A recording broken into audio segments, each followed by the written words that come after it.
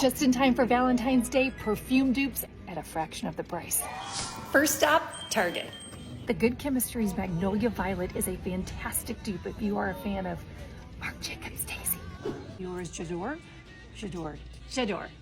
If you're a fan of that one, you know the one. Grab Fruity Jasmine by Dossier. At Bath & Body Works, pick up You're the One. Smells like Miss Dior, but it's 80% less. Smells expensive.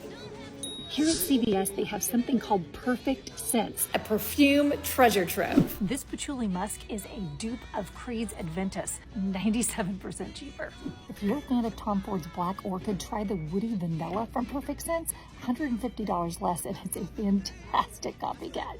If you are into the Baccarat 540 Rouge, you're gonna save over $300 by picking up this little guy. There is one that I would definitely skip.